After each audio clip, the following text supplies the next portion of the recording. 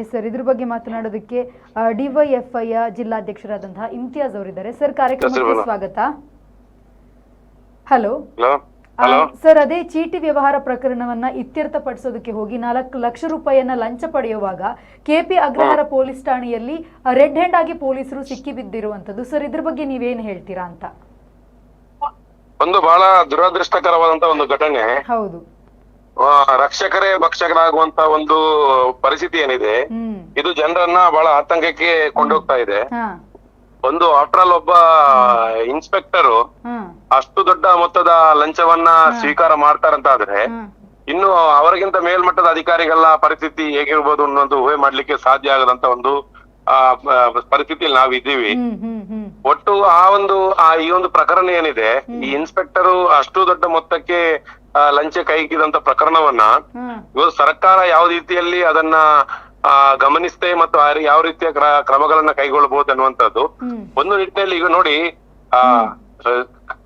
ತಳಮಟ್ಟದ ಒಬ್ಬ inspector level ನ ಅಧಿಕಾರಿ ಅಷ್ಟು ದೊಡ್ಡ ಮೊತ್ತದ ಲಂಚವನ್ನ ಪಡಿಬೇಕಾದ್ರೆ ಅದು ಕೇವಲ ಇನ್ಸ್ಪೆಕ್ಟರ್ ನಲ್ಲಿಗೆ ನಿಲ್ಲುವಂತ ಪ್ರಕರಣ ಅಲ್ಲ. ಇನ್ಸ್ಪೆಕ್ಟರ್ ಮೂಲಕ ಮೇಲಧಿಕಾರಿಗಳು ಮಾಡಿರ್ಬೋದಂತ ಒಂದು ಶಂಕೆ ನನಗಿದೆ. ಹಾಗಾಗಿ ಕೆಳಗಡೆಯಿಂದ ಮೇಲೆ ಹೋಗುವಂತ ಒಂದು ವ್ಯವಸ್ಥೆ ಏನಿದೆ, ಅದರ ಬಲಿಪಶುಗಳು ಕೆಳಮಟ್ಟದ ಅಧಿಕಾರಿಗಳಾಗ್ತಾರೆ ಅನ್ನುವಂಥದ್ದು ನಾವು ಗಮನಿಸಬೇಕಾದಂತ ಅಂಶ. ಮೇಲ್ಮಟ್ಟದ ಅಧಿಕಾರಿಗಳು ಬಹಳ ಸೇಫರ್ ಝೋನ್ ಅಲ್ಲಿ ಇರ್ತಾರೆ.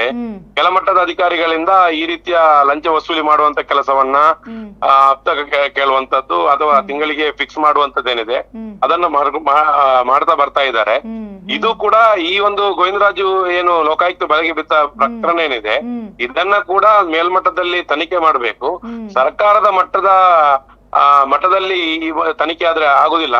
ಇಷ್ಟು ದೊಡ್ಡ ಮೊತ್ತದ ನ್ಯಾಯಾಂಗ ತನಿಖೆಗೆ ಒಳಪಡಿಸಬೇಕು ಮತ್ತು ಲೋಕಾಯುಕ್ತರ ಕೈಗಳನ್ನ ಬಲಪಡಿಸುವ ರೀತಿಯಲ್ಲಿ ಕೆಲಸ ಆಗಬೇಕು. ನೋಡಿ, ಅಲ್ಲಿ ಆತನ ಕಿರಿಚಾಟವನ್ನು ನೋಡಿದ್ರೆ ಅರ್ಥ ಆಗ್ತದೆ. ಆತನು ಅದನ್ನ ಒಪ್ಪಲಿಕ್ಕೆ ತಯಾರಿಲ್ಲದ ರೀತಿಯಲ್ಲಿ ಇದ್ದಾನೆ. ಅಂದ್ರೆ ಆತನ ಮೂಲಕ ಮಾಡಿಸುವಂತ ರೀತಿಯಲ್ಲಿ ಅವನಿಗೆ ಪಾಲಿರ್ಬೋದು, ಮೇಲಧಿಕಾರಿಗಳಿಗೆ ಕೂಡ ಕೊಡುವಂತ ರೀತಿಯಲ್ಲಿ ಅವನು ಬಲಿಪಶುವಾದಂತ ರೀತಿಯಲ್ಲಿ ಒಂದು ರಿಯಾಕ್ಷನ್ ಇತ್ತು ಅವನು.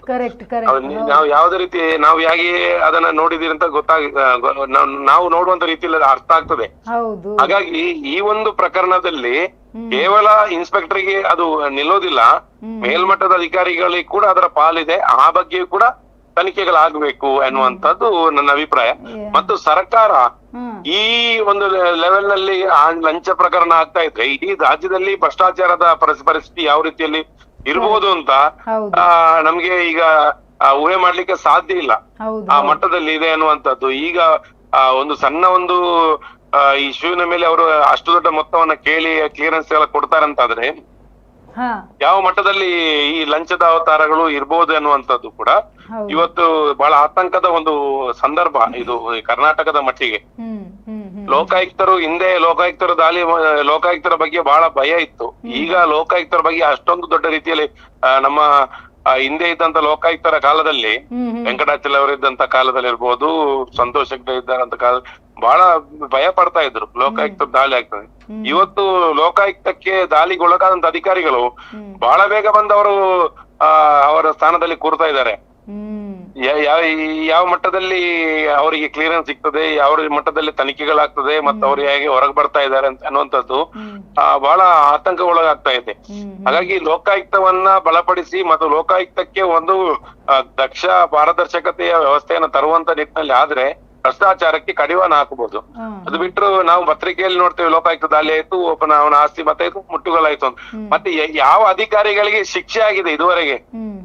ಲೋಕಾಯುಕ್ತ ದಾಳಿಗೊಳಗಾದಂತ ಯಾವ ಅಧಿಕಾರಿಗೆ ಶಿಕ್ಷೆ ಆಗಿದೆ, ಯಾವ ಅಧಿಕಾರಿಯ ಸ್ವತ್ತುಗಳು ಸರ್ಕಾರಕ್ಕೆ ಬಂದು ಮುಟ್ಟುಗಳಾಗಿದೆ ಎನ್ನುವಂಥದ್ದು ಯಾವ ಸುದ್ದಿ ಪತ್ರಿಕೆಯಲ್ಲಿ ಬರುವುದಿಲ್ಲ.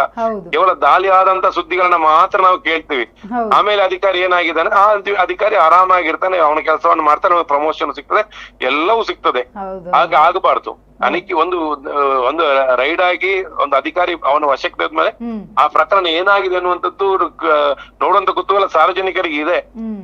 ಎಷ್ಟು ಪ್ರಕರಣದಲ್ಲಿ ಶಿಕ್ಷೆ ಆಗಿದೆ ಎನ್ನುವಂಥದ್ದು ಕೂಡ ಇನ್ನು ಸರಿಯಾದ ರೀತಿಯಲ್ಲಿ ಆ ತನಿಖೆಯ ಆ ದಿಕ್ಕಿಗೆ ಕೊಂಡೋಗ್ಬೇಕಾಗ್ತದೆ. Yes sir, thank you sir, ನಮ್ಮ ಜೊತೆ ಮಾತನಾಡಿದ್ದಕ್ಕೆ ಥ್ಯಾಂಕ್ ಯು.